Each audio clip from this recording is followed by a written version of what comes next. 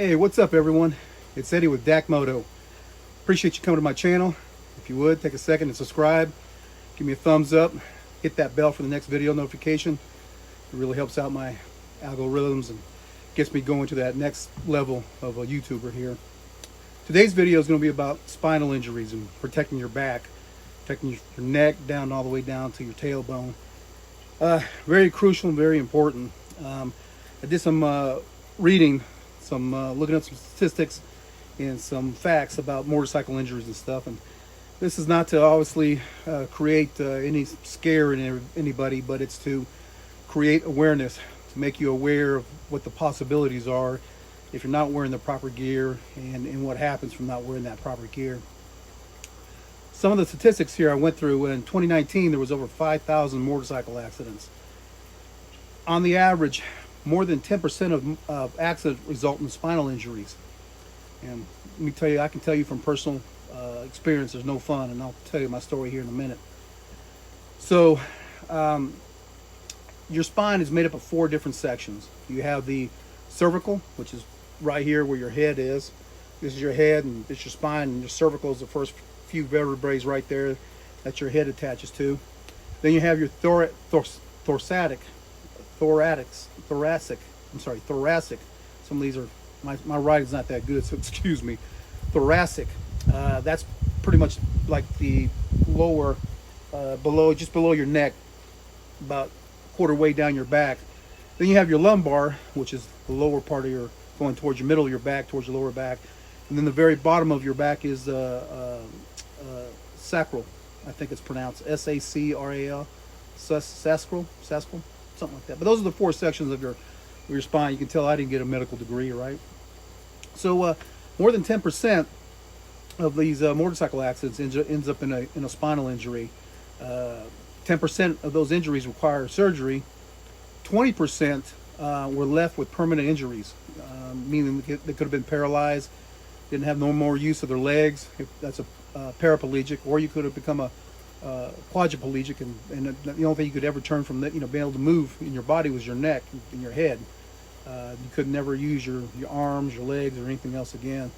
And for that most part, you're just almost in a wheelchair and somebody taking care of you the rest of your life. 10% of riders who suffered spinal injury ended up dying from those injuries. So very important there. So 75% of all motorcycle accidents involve the vehicle, where a car pulls out in front of you. A car, and a lot of times, because they always tell the officers, I didn't see him. And that's why you always hear people with loud pipes, and you should have loud pipes. And put on all the kind of lights you can, and all the kind of gear to make you visible out there, because people aren't paying attention with today, being on their cell phones, listening to the radio, having a conversation with somebody. In most part, being on cell phones. I don't care what state you're in. When I traveled from here to South Dakota, I saw people on their phones all the time for 4 or 5 seconds looking at their phone while they're driving. I'm right next to them, amazed how they're driving so straight. But I guess that takes practice, right? And they must have had a lot of practice at that. So I'm going to show you a few things that's going to help you protect you from getting your spinal injury and helping you survive a spinal accident, or have a spine injury from your motorcycle accident. Forgive me, and I apologize for not making a video here the last few days. I've been pretty busy, so just trying to get caught up on things. And today was Tech Monday. Didn't have a chance to break the bike out to do some technical analysis or a tech repair. So today I'm substituting it with this spinal injury and how to protect from getting spinal injuries. So your first and common one that people use to protect themselves is a back protector. So this is made by Dianzi, however you want to pronounce it. And basically, you'll put it on, you'll strap it around your belly like that.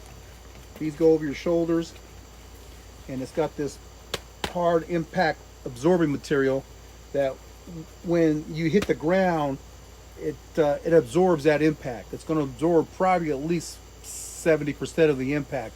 And then it's padded on the back there too, and you can feel like a little, kind of like a bubble, how bubble wrap is, something like that in there. It's not bubble wrap, but it's something like that you can push in on. So this is going to really help reduce the chances that you have a serious injury. And you can see that pretty much will protect you, you know, on your back from the bottom of your neck all the way down to your tailbone. You can get some as cheap as $100, and some cost you as much as $300-400. You know, the better the brand, you hope the better the product. So that's your first choice right there. Second choice is this looks like just a regular vest, but this is a airbag vest. Right here you're going to see, I'll open this up. You're going to see there's a canister right there, and that canister is a CO2 canister. The way this works is once you got it mounted on you, once you got this over your jacket, you have a tether that attaches to here, to this loop right here, and that tether attaches to somewhere right where your seat would be, right next to the frame or the subframe of your bike, where that tether is secure. So when you come off the bike, it's going to pull this cord, and the cord will inflate the jacket. Now it'll inflate it on the back side here, as you can see. This will inflate here all the way down to your tailbone, all the way up from your neck, and then in the front too. So it's going to, you know, protect the front of you too, the front cavity of you, from having any injury to your trying to think in the chest. Sometimes when people get an injury in their chest, they end up breaking their, I can't think of it right now, shame on me too. But anyways, the most important part is to protect you from the neck down. And I've gone off the motorcycle with this before, and it inflates, and it inflates enough to where your motorcycle helmet can't go like this. So when you hit the ground, you're not bobbling around, your neck's, you know, whopping around on the ground, or you're off the guardrail or something like that, and you know, giving you whiplash or breaking your neck. So that's the second option, and these run anywhere from about $500 to $700. Airbag jacket. This one's made by Point 2. Point 2 air jackets. I've had this one now. I've had this air jacket now probably for about, maybe going on 10 no, probably about 8-9 years now, and it's saved me a couple times. It's worked. So that's your second option. Your third option here is to go, and now this is an Alpinestars, and it's as you can see, it's Tech Air compatible. So inside the jacket here, you'll have a kind of like a vest thing. Actually, it zips inside the jacket, and it's the same premise as the vest, except it's not as big. But what it does is it has sleeves to it here, a little bit short sleeves. But when it inflates, it'll inflate all around the front and the back to protect you, just like the airbag vest does over here. And a lot of times the way they work is, the way they arm, when the jacket is zipped up, the inside of the vest is zipped up to the inside of the jacket here, it arms it, and on your sleeve right here you'll have these little LEDs, and you'll know your arm when it's green. Now if you have any of the other colors, red or yellow, that could end up indicating that the battery's going bad on it, because you do have to charge it up. Or something like this, you don't have to worry about no batteries or anything. But in a jacket like this Alpinestars, that you will have that airbag system in, you have to charge up the battery, and I believe it'll last you a good 4 or 5 hours of riding. I'm not too sure, and maybe they've gotten better now. I've had that jacket now probably about 4 or 5 years now, and luckily I haven't had to use it. So I'm gonna, again, he's going off, so sorry if they're interrupting our video here. We decided to get a little sloppy there. Every one of them did. Anyways, hopefully you can hear me. Crazy birds. They must know I'm making a video and they want to ruin my day. Anyways, so it's important that you look after your back. I see riders all the time, especially the riders on sport bikes, who are going to go a lot faster than someone on a Harley Davidson or on a cruiser or even a venture bike. People on sport bikes are going to go way faster, and they're more susceptible to getting flung into a guardrail, hitting a tree, or crossing the double yellow line and hitting another car. And the last thing you want to do is not be able to survive those injuries. So always make sure you got all the proper gear. Go out and buy yourself you don't have to go spend all that crazy money. You can go out and spend a couple $100 and get you a good back protector. And they're perforated. I don't know if you can see that, but it's perforated there, so air kind of flows through it.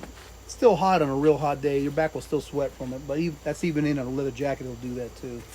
But do yourself and your family and your spouse, and your friends all the favor, and protect yourself with one of those, and increase the chances that you'll survive a serious injury, and hopefully not die either, but survive that serious injury. It's no joke. And the story I'm going to tell you, I used to road race. I road raced back from 2000 to 2004 in CCS in Wera. And it was back in July of 2004. I was in Roebling Road. It's a racetrack just outside of Savannah called Roebling Road, and it was Sunday. It was the practice. It was the couple practices before the race.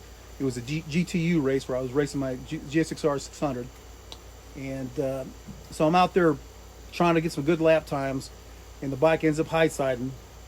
And as I high side, I come landing off, and I don't have the old helmet no more. I'd show you how it got scraped up and the scar on it. But I landed with my head like this, and of course when that happened, it did that. So it fractured my C1. My C1, this is your head, and this is your first vertebrae. This is where your head pivots on your C1. That's when I fractured. Many people, young people won't know this, but and some older people will. But Christopher Reeves, he played in the Superman movies back in the 90s, and he got thrown off the back of a horse. He was a big horse enthusiast, and he always had a bunch of horses. He got thrown off the back of a horse and ended up fracturing his C1. The bad thing for that man, he's passed away now, but the bad thing for him, he ended up being a quadriplegic. So he could never move again, his arms or his legs or anything, just his head, for the most part, if he tried. So he was pretty much confined to a wheelchair all the rest of his life until he passed away. So I broke mine in the same. I broke my C1, my cervical one vertebrae, the same one he did. But luckily for me, I was able to survive it and live. But it wasn't. I got to walk away. I ended up going to the hospital, and I was at the hospital in Savannah, and I can tell you what, I don't think I ever want to get injured and go to that hospital again, because they sent me home with just a aspen collar. And here I had a broken neck. And then when I got back to Florida, I went to go see a spine doctor there, and he was amazed that I was still alive, because if I would have coughed wrong or fell while taking a shower or something like that, he goes, you would have died. Where he looked at the x-ray and he saw where the location of the fracture was on my vertebrae. He said, you're very lucky. So to this day, I don't know if you can see them, but I have scars right here where I had to wear a halo. So it's like a metal frame that attached to, it's screwed into my front of my head and screwed into the back of my head. These literally like self-tapping screws. That's what they look like. Were screwed into in my forehead here and in the back of my head, and it sat on my shoulder, and it strapped in, and I had to wear that for 4 months. Let me tell you what, that was not fun at all. That was just some horrible times, and not to mention the pain that after my adrenaline slowed down from when I crashed, I couldn't move. The pain in my neck, you're better off stabbing your hand with a screwdriver. The pain was worse than that. So horrible pain. So I ended up getting, when I got back to Florida, they put the halo on me. Had to wear that 4 months. I couldn't sleep in a bed. I had to sleep in a recliner for those 4 months, actually 5 months. Because after I got the halo removed, they put another device on me called a SOMI. And it was like a halo, but it was a halo you could take off and be able to shower. And when they took my halo off, when I went back to the hospital so they could remove the halo. Actually, I went to the doctor's office. He removed it there. But a lot of times he says people's heads will just fall over because, their neck muscles have gotten so weak. But for me, back in the day, I used to lift a lot of weights, and so I retained a lot of muscle structure around my neck and my shoulders, and it helped me to not have, it enabled me to be able to have still good support for my neck. But so breaking your neck, yeah, I've done it, and breaking your neck's not a fun thing, and I hope it doesn't happen to you or anybody you know that rides motorcycles. But the best thing you can do is to protect yourself. Ever since that happened in 2004, I've worn something, this or something in the sense that's going to protect my back and protect my neck at the best possible way. MotoGP, World Superbike, Moto America, they all wear those tech suits, with the airbag system in them.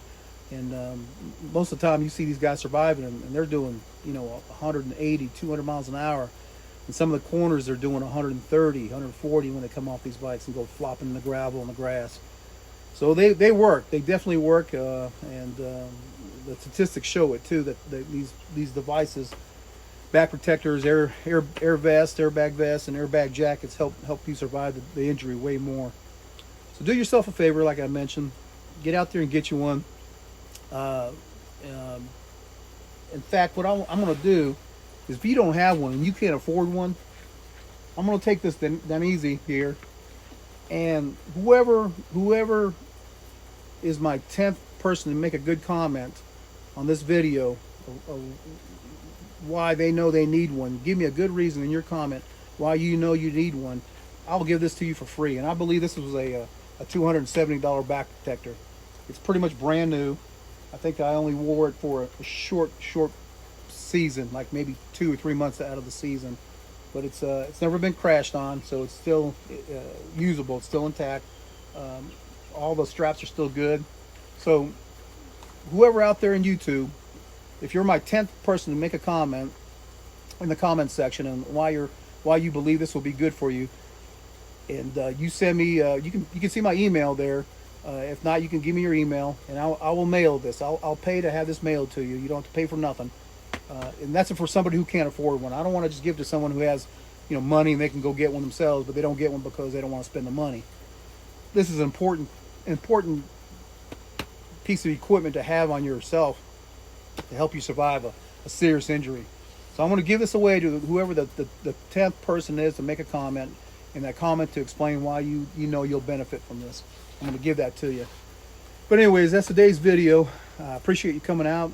Sorry for lagging in making my videos. But I do appreciate you coming to my channel. I hope you keep coming back. I hope you like my content.